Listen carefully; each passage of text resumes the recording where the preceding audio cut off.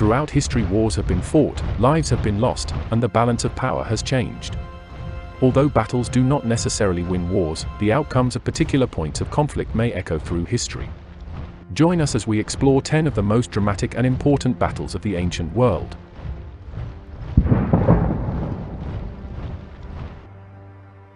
Number 10. The Battle of Kadesh, 1274 BCE. One of the earliest battles in recorded history, the Battle of Kadesh was fought near the Orontes River in what is now Syria between Egyptian pharaoh Ramses II and the Hittite king Muwatalli II.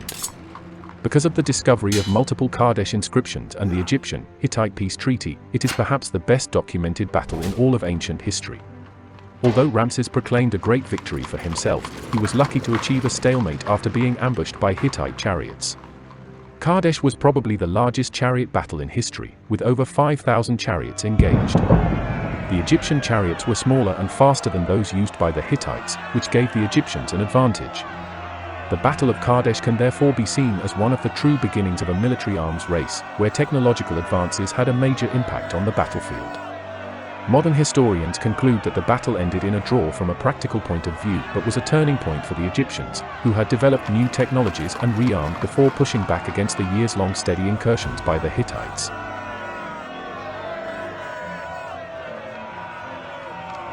Number 9. The Battle of the Silarius River during the Third Servile War, 71 BCE. The Third Servile War was the last in a series of slave rebellions against the Roman Republic led by the rebellious Roman slave Spartacus. The small group of 78 slaves and escaped gladiators grew into a massive army made up of 120,000 men, women, and children. With the growing threat from the slave rebellions, the Romans formed an army of 8 legions under the leadership of Marcus Licinius Crassus. The war ended in 71 BC with a decisive Roman victory at the Battle of the Silarius River. The battle occurred near the mouth of modern Seal River, southern Campania, southern Italy. Preceding the final battle of the war, numerous skirmishes had taken place. Spartacus' army finally met the Roman legions of Crassus on the open battlefield of the Silarius. The gladiators charged at the Roman ranks, colliding with a wall of shields and swords. Though the rebels fought hard and took down many Roman soldiers, they also suffered heavy casualties in the process. Spartacus rallied his troops and led an advance against Crassus. In the midst of the battle, Spartacus tried desperately to reach Crassus, killing 2 centurions in the process. Appian wrote that during the battle, Spartacus was severely wounded in the leg by a javelin and was forced to get down on his knees. Despite his injury, the rebel leader refused to give up and continued fighting before he was finally overpowered and killed. The rebels fought desperately for a long time but were eventually cut down in droves, with many fleeing to the mountains. The Third Servile War had significant and far-reaching effects on Rome's broader history. The rebels of the Third Servile War were annihilated by Crassus. Pompey and Crassus exploited their successes to further their political careers, using their public acclaim and the implied threat of their legions to sway the consular elections of 70 BCE in their favor. Their actions as consuls greatly furthered the subversion of Roman political institutions and contributed to the transformation of the Roman Republic into the Roman Empire. Number 8. The Battle of Plataea, 479 BCE. Fought between the ancient Greek city-states and the Persian Achaemenid Empire near the small town of Plataea, in Boeotia, central Greece, the numbers involved in the Battle of Plataea primarily come from the ancient historian Herodotus. According to him, the gargantuan scale of the conflict pitted around 300,000 Persian troops against 108,200 Greek soldiers. According to most modern estimates, such figures might have been exaggerated to show the Greek in a more favorable light. Despite the disputed numbers, the overall battle may have still involved around 200,000 men, which is an incredible scope considering the logistics required and the generally fractious nature of the Greek city-states. In the previous year, a Persian invasion force led by Xerxes himself had scored victories at the battles of Thermopylae and Artemisium and conquered Thessaly, Phocis, Boeotia, Euboea and Attica. However, at the ensuing Battle of Salamis, the allied Greek navy had won an unlikely but decisive victory, preventing the conquest of the Peloponnesus. Xerxes then retreated with much of his army, leaving his general Mardonius to finish off the Greeks the following year. In the summer of 479 BC, the Greeks assembled a huge army and marched out of the Peloponnesus. The Persians retreated to Boeotia and built a fortified camp near Plataea.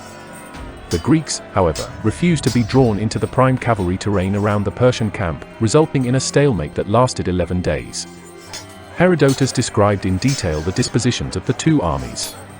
He posted the Persians facing the Lacedaemonians. Next to the Persians he posted the Medes, fronting the men of Corinth and Potidaea and Orchomenus and Sicyon. Next to the Medes, the Bactrians, fronting men of Epidaurus, Troezen, Lepreum, Tiryns, Mycenae, and Phlius. After the Bactrians he set the Indians, fronting the men of Hermione and Eretria and Styra and Chalcis. Next to the Indians he posted the Sacae, fronting the Ambraciots, Anactorians, Leucadians, Palians, and Aeginetans. Next to the Sacae, and over against the Athenians and Plataeans and Megarians, the Boeotian and Locrians and Malians and the Salians and the 1,000 that came from Phocis. Besides these, he arrayed against the Athenians Macedonians also, and the dwellers about Thessaly. These that I have named were the greatest of the nations set in array by Mardonius that were of most note and account, but there was also in the army a mixed multitude of Phrygians, Thracians, Mysians, Paeonians, and the rest, besides Ethiopians and the Egyptian swordsmen. While attempting a retreat after their supply lines were disrupted, the Greek battle line fragmented. Thinking the Greeks in full retreat, the Persian leader, Mardonius, ordered his forces to pursue them, but the Greeks, particularly the Spartans, Tegeans and Athenians, halted and gave battle, routing the lightly armed Persian infantry and killing Mardonius. Afterwards, a large portion of the Persian army was trapped in its camp and slaughtered. The destruction of this army, and the remnants of the Persian navy allegedly on the same day at the Battle of Mycale, decisively ended the invasion. After Plataea and Mycale the Greek allies would take the offensive against the Persians, marking a new phase of the Greco-Persian Wars. Although Plataea was in every sense a resounding victory, it does not seem to have been attributed the same significance, even at the time, as, for example, the Athenian victory at the Battle of Marathon or the allied Greek defeat at Thermopylae. Number 7. The Battle of Carrhae, 53 BCE. The Battle of Carrhae was fought in 53 BCE between the Roman Republic and the Parthian Empire near the ancient town of Carrhae, present-day Harran, in Turkey. An invading force of 7 legions of Roman heavy infantry under Marcus Licinius Crassus was lured into the desert and decisively defeated by a mixed cavalry army of heavy cataphracts and light horse archers led by the Parthian general Sharina. On the flat terrain, the legion proved to have no viable tactics against the highly mobile Parthian horsemen, and the slow and vulnerable Roman formations were surrounded, exhausted by constant attacks, and eventually crushed. Crassus was killed along with the majority of his army. It is commonly seen as one of the earliest and most important battles between the Roman and Parthian empires and one of the most crushing defeats in Roman history. According to the poet Ovid in Book 6 of his poem Fasti, the battle occurred on the 9th day of June. Crassus, a member of the first triumvirate and the wealthiest man in Rome, had been enticed by the prospect of military glory and riches and decided to invade Parthia without the official consent of the Senate. Rejecting an offer from the Armenian king Artavasdes II to allow Crassus to invade Parthia via Armenia, Crassus marched his army directly through the deserts of Mesopotamia. His forces clashed with Sharina's troops near Carrhae. Sharina's cavalry killed or captured most of the Roman soldiers. Crassus himself was killed when truce negotiations turned violent. His death ended the first triumvirate. The following 4-year period of peace between the remaining 2 members of the triumvirate, Julius Caesar and Pompey, argues against the view that Crassus had been a peacekeeper within the group and supports the views of most Roman historians that friction between Crassus and Pompey had always been a greater cause of tension than that between Caesar and Pompey. The battle was thus momentous for history as it led to the end of the Roman Republic and the rise of the Roman Empire. Number 6. The Battle of Cannae, 216 BCE. One of the most famous battles of the Punic Wars, the Battle of Cannae established the importance of generalship over sheer numbers. Fought between the Roman Republic and the allied soldiers of Carthage, comprising African, Spanish, and Gallic contingents, the course of the conflict was dictated by the tactical acumen of the great Carthaginian general Hannibal. Hannibal employed a double envelopment tactic, surrounded the Roman army, and destroyed it. In fact, the battle in itself is still regarded as one of the complete, tactical victories achieved by one side, while also accounting as one of the worst defeats faced by the Romans in their normally unblemished history. There are varying sources that pertain to different figures present on the battlefield. For example, according to Polybius, the Roman fielded over 80,000 men, while the Carthaginian forces were significantly outnumbered at around 50,000. However, more modern estimates put the Roman numbers over 50,000 and the Carthaginian numbers at less than 40,000. In any case, the high number of Romans didn't matter, with Hannibal opting for a seemingly strange tactic that involved the placement of his light Gaulish infantry in the center, who masked the heavier African infantry. So when the disciplined ranks of the heavy Roman infantry pushed forward, the light infantrymen gave way to gradually disperse at the flanks. This retreating ploy actually worked, with the Romans being confident of their push and overwhelming numbers. However, their deep incursion into the Carthaginian lines allowed Hannibal to come up with a crescent formation that gradually enveloped the Roman forces on both flanks. Thus the Romans were finally trapped, and the situation was further exacerbated when the mobile Carthaginian cavalry came up from behind to completely block their escape. In the ensuing bloodbath, Polybius estimated that around 70,000 Romans met their gruesome deaths. Livy puts the figure at around 55,000, modern estimates put the figure at around 40,000, and 10,000 were captured.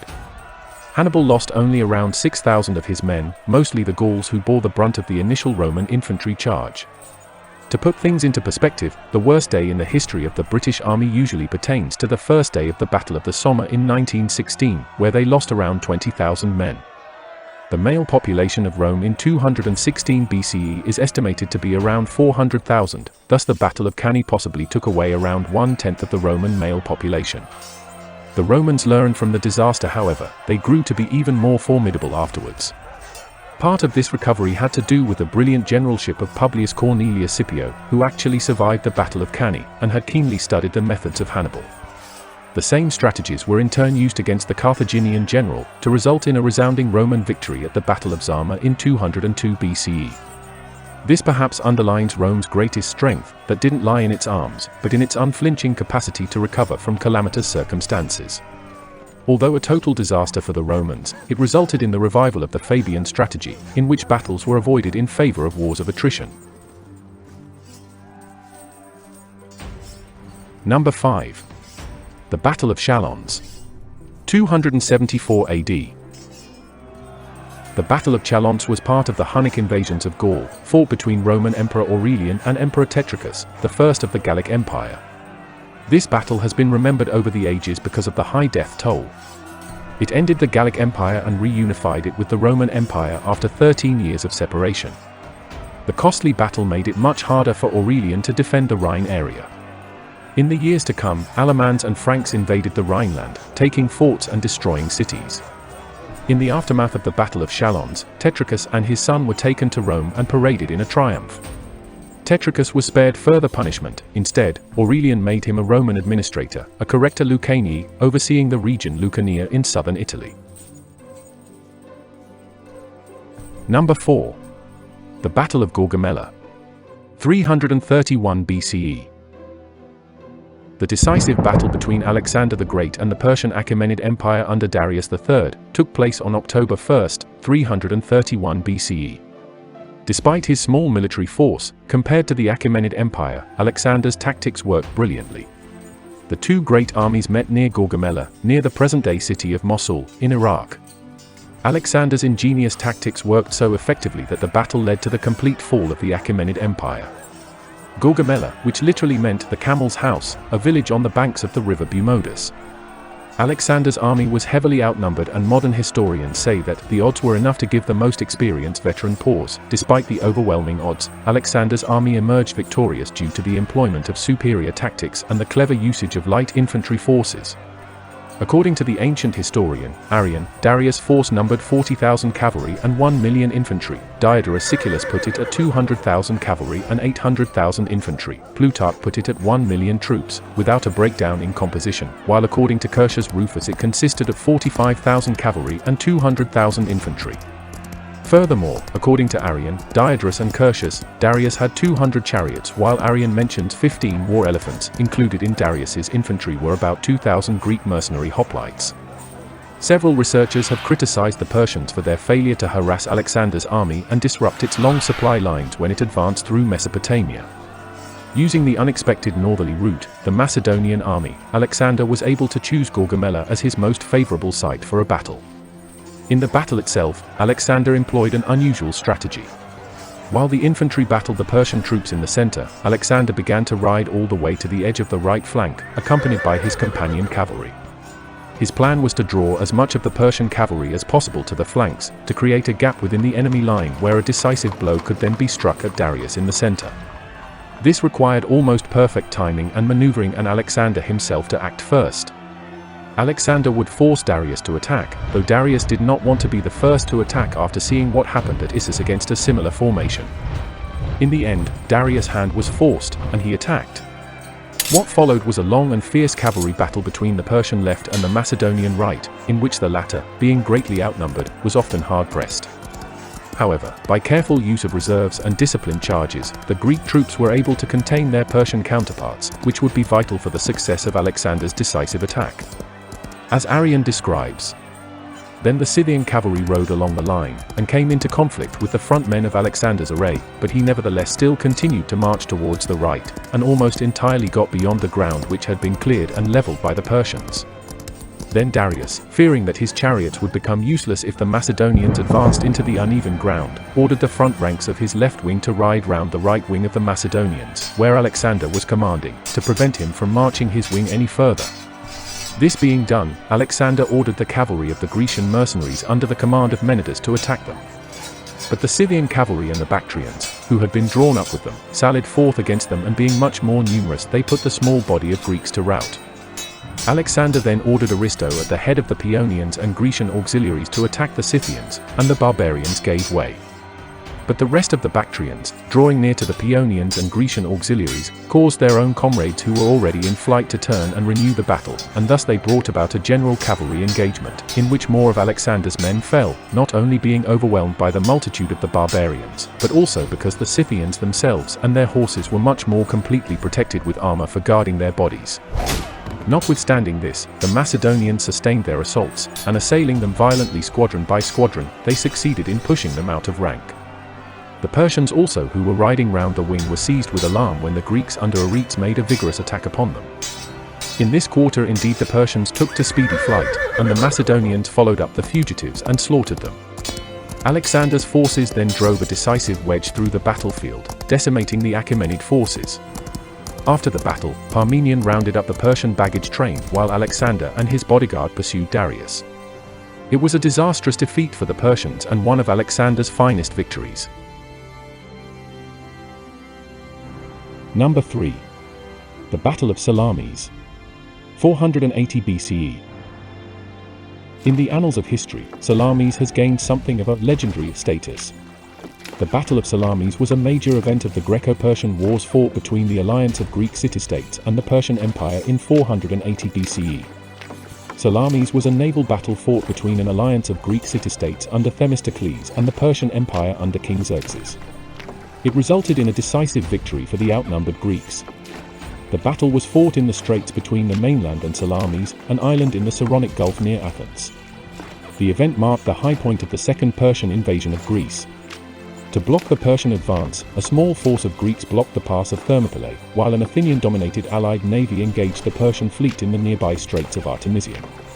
In the resulting Battle of Thermopylae, the rearguard of the Greek force was annihilated, while in the Battle of Artemisium the Greeks suffered heavy losses and retreated after the loss at Thermopylae. This allowed the Persians to conquer Phocis, Boeotia, Attica and Euboea. The allies prepared to defend the Isthmus of Corinth while the fleet was withdrawn to nearby Salamis Island.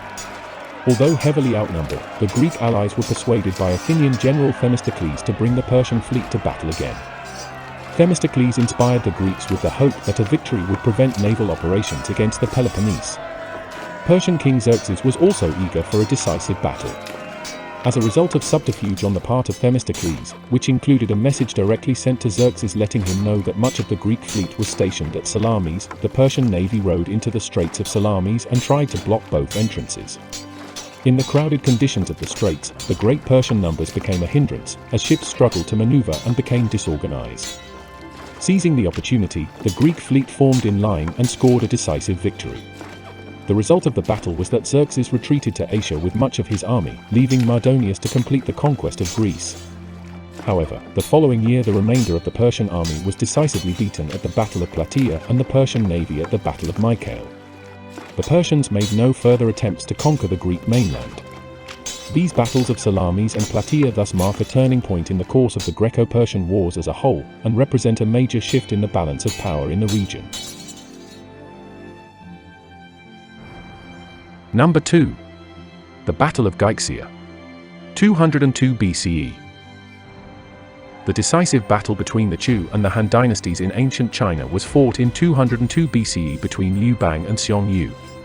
The battle was the last stand of the Chu-Han contention.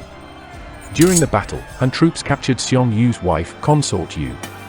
Yu sent most of his army to the capital to save his wife, and the divided force turned out to be an advantage to the Han. Xiong Yu hoped to save his wife quickly and retreat before becoming completely entrapped. However, the Han forces, under Han Xin's orders, moved his wife deep into the canyon. By the time he finally reached them and saved his wife, Xiong Yu and his army were already too deep into the canyon to retreat safely. Han Xin then proceeded with an ambush from 10 sides. Han Xin first fought Xiong Yu face to face, and then retreated. Xiong Yu immediately gave chase, but soon found himself trapped among the numerous Han army. Everywhere Xiong Yu led his forces, more ambushes and traps awaited them. With the repeated ambushes and encirclements, the Han troops began to elongate Xiong Yu's columns and disrupt their formation, allowing their decimation piecemeal. This not only caused heavy casualties for Chu, but also crushed the Chu army's morale, since escaping alive seemed impossible. By December 202 BCE, the Chu troops were trapped without supply in the canyon. To further decrease Chu morale, Han Xin used the Chu song from 4 sides tactic. He ordered Han and captured Chu troops to sing Chu folk songs. Xiong Yu thought that the western Chu had been conquered while he had been trapped there, and his cause was lost. After this, Chu soldiers started to desert their camps and escape on their own. Initially, Xiong Yu tried with force to stop his troops from leaving the ranks. But when the soldiers and his wife begged him to let the soldiers go home, Xiong Yu sadly complied. On the same night, Xiong Yu's wife, at age 16, committed suicide, because she considered herself the primary cause of the fall of the Western Chu. Around 800 of Xiong's soldiers remained with Xiong Yu, vowing to fight for him until the very end. On horses, Xiong Yu was able to break through the traps and ambushes, and escape the canyon with about 100 men. Eventually, Han Xin discovered that Xiong Yu had escaped. On discovering this, Liu Bang ordered 5,000 elite cavalry to chase down Xiong Yu. Liu Bang ordered the cavalry to not kill Xiong Yu, but to capture him. Unfortunately for Xiong Yu, after he left the canyon, he soon got lost. He tried to ask local people for directions back to Chu, but they pointed him in the wrong direction. Xiong Yu then went into the swamps, costing him valuable time for escape. In the end, Han Xin's elite cavalry chased him to Wu River. Xiong Yu refused to surrender. With 28 of his loyal soldiers making a last stand against the soldiers that attempted to capture their lord alive, hundreds of Liu Bang's soldiers were killed. Finally, when Xiong Yu saw his army crumbling, he had no choice but to fall on his sword. The battle ended with a victory for Liu Bang. Liu Bang later proclaimed himself Emperor of China and founded the Han Dynasty, one of the greatest Chinese dynasties.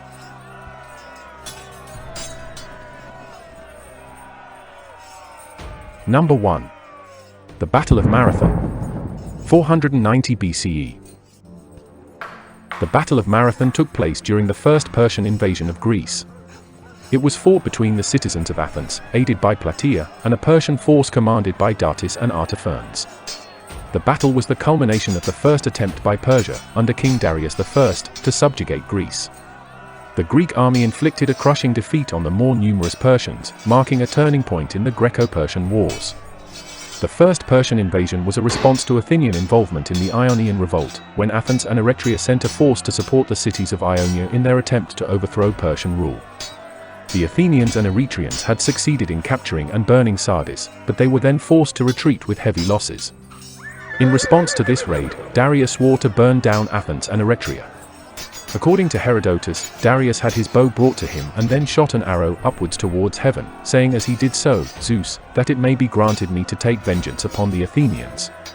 Herodotus further writes that Darius charged one of his servants to say, "Master, remember the Athenians," 3 times before dinner each day.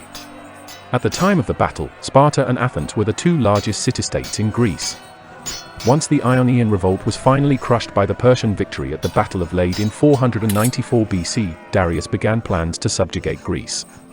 In 490 BC, he sent a naval task force under Datis and Artaphernes across the Aegean to subjugate the Cyclades, and then to make punitive attacks on Athens and Eretria. Reaching Euboea in midsummer after a successful campaign in the Aegean, the Persians proceeded to besiege and capture Eretria. The Persian force then sailed for Attica, landing in the bay near the town of Marathon. The Athenians, joined by a small force from Plataea, marched to Marathon, and succeeded in blocking the two exits from the plain of Marathon. The Athenians also sent a message to the Spartans asking for support. When the messenger arrived in Sparta, the Spartans were involved in a religious festival and gave this as a reason for not coming to help the Athenians. According to Herodotus, an Athenian runner named Pheidippides was sent to run from Athens to Sparta to ask for assistance before the battle. He ran a distance of over 225 kilometers, arriving in Sparta the day after he left. The Athenians and their allies chose a location for the battle, with marshes and mountainous terrain, that prevented the Persian cavalry from joining the Persian infantry. Miltiades, the Athenian general, ordered a general attack against the Persian forces, composed primarily of missile troops. He reinforced his flanks, luring the Persians' best fighters into his center. The inward-wheeling flanks enveloped the Persians, routing them. The Persian army broke in panic towards their ships, and large numbers were slaughtered. Following the battle, the Athenian army marched the 40 kilometers, 25 miles, or so back to Athens at a very high pace, considering the quantity of armor, and the fatigue after the battle, in order to head off the Persian force sailing around Cape Saunion. They arrived back in the late afternoon, in time to see the Persian ships turn away from Athens, thus completing the Athenian victory. The defeat at Marathon marked the end of the first Persian invasion of Greece, and the Persian force retreated to Asia. Darius then began raising a huge new army with which he meant to completely subjugate Greece. However, in 486 BC, his Egyptian subjects revolted, indefinitely postponing any Greek expedition. After Darius died, his son Xerxes I restarted the preparations for a second invasion of Greece, which finally began in 480 BC. The Battle of Marathon was a watershed in the Greco-Persian Wars, showing the Greeks that the Persians could be beaten. The eventual Greek triumph in these wars can be seen to have begun at Marathon. The battle also showed the Greeks that they were able to win battles without the Spartans, as Sparta was seen as the major military force in Greece. This victory was overwhelmingly won by the Athenians, and Marathon raised Greek esteem of the city-state. The Athenian playwright Aeschylus considered his participation at Marathon to be his greatest achievement in life, rather than his plays, since on his gravestone there was the following epigram. In this tomb the dust of Aeschylus doth hide. Euphorion's son and fruitful Gela's pride.